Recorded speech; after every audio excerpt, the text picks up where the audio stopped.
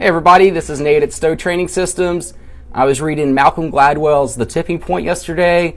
That book's been recommended to me several times. I've seen it on any you must read list, and I'm happy to finally getting around to reading it. Made it through chapter 1, and I thought I'd just share with y'all, what is a tipping point? What are the 3 factors that lead to a tipping point, and how can we apply this to health and fitness to tip our health and fitness to this point where we can get in great shape in a shorter amount of time.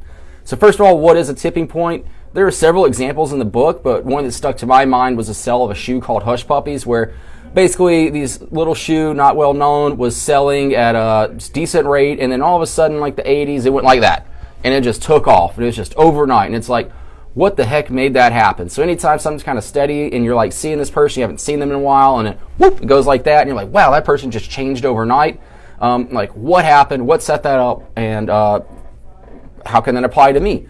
So the 3 factors he came up with was something called the 80-20 rule, making it sticky, and context. Now the 80-20 rule we've heard in different parts of life. What it means is that 20% of the people are worth 80% of the results. So for example, 20% of the drivers are responsible for 80% of the accidents, and 20% of the criminals are worth 80% of all the crime committed. So some people or some things are worth more than others. They're more valuable than other things. In health and fitness, I would break it down to, if we're talking about nutrition, it's eat real food. If you're eating real food, which just means one ingredient food, I would say that you have over 80% of nutrition figured out. That's it right there.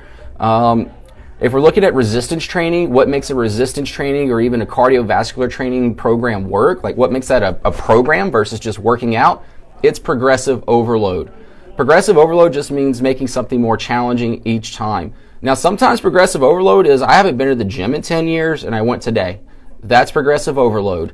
Progressive overload can also mean that, like, I've been going to the gym once a week and now I go twice. Or I was going twice and I go 3. But just any way we can figure out to make it a little bit more challenging. Finally, we have recovery. And I'd say the 20% that's going to get you 80% of your recovery would be sleep and drinking water. Simple as that. Sleep 6 to 10 hours a night and drink about half your body weight in water. So you knock those 3 things out, you've got nutrition, you've got your exercise program, you got your recovery dialed in. You got over 80% of it knocked out. Next is making it sticky. Basically, if something goes in one ear and out the other, it doesn't matter. It's worthless information. He used the example of a Winston cigarette company, how back in the early 1900s, they came up with this jingle of something like, Winston tastes like a cigarette should. But it was this catchy jingle. People couldn't get it out of their head, so pretty quickly, because they couldn't get it out of their heads, they're always thinking about it. Winston went from 5th overall in cigarette sales to 2nd overall in a few months, and then within a few years they were number 1 in the entire world. With health and fitness, well, first of all, we shouldn't be smoking cigarettes, but what can we do to make this stuff stick? With nutrition, what we found is to be something sticky that people can do is eat protein first. It's real simple to remember, it's real simple to implement, and every time someone's faced with like, what should I eat or what should I do in this situation, they can just think, eat protein first. With our resistance training and exercising, we like to have people start with like their foam rolling and their mobility drills. This is something that can be done anywhere. It can be done in less than 5 minutes. It requires no equipment. So now we can get somebody moving on a daily basis, and they can get into like routine, and they can become a fitness person because it's so simple. Like we can break it down to it's less than 5 minutes a day. You can do it. So now it's going to stick. And as far as the last part here, I would say that following up daily, and that's our job, is we follow up daily, is that people know we eat protein first, and they know I need to do the 5 minutes, but then we follow up with you pretty much every single day to make sure that it sticks and that these things are happening. And that third factor that leads to a tipping point to where somebody's kind of humming along and boom, something changed and they're just dropping weight like just like crazy is context. So the context of something can really drastically change that result. So he gave the example of smoke coming out of a window. If one person's walking down the block and they see smoke coming out of a window, there's like a virtual 100% chance they're going to report the smoke and call the police. However, if we're in downtown Austin at South by Southwest with I don't know how many thousands of people, and there's smoke coming out of some window, like a third of the people will probably report it because the responsibility has been distributed amongst all those folks, and you no longer feel solely responsible.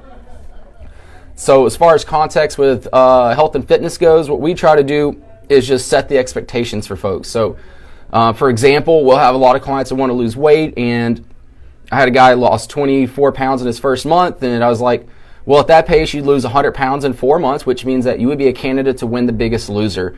I don't know if you ever followed up with the Biggest Loser. Those folks look great on the stage.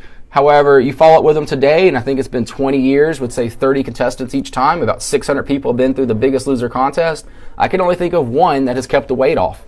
Everybody else gained it back because they weren't at a sustainable weight loss. Like losing 100 pounds in 4 months is not a realistic goal.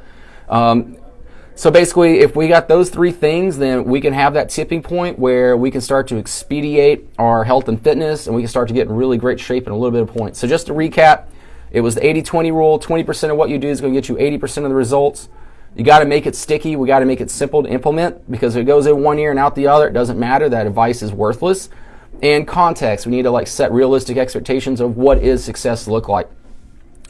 Now, out of all those, I think the implementation is the most part, and that's what we do. We have our 4-week transformation program coming up.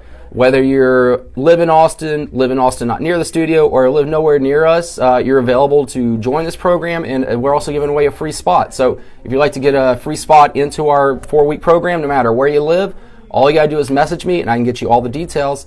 So y'all have a great Friday. Boop.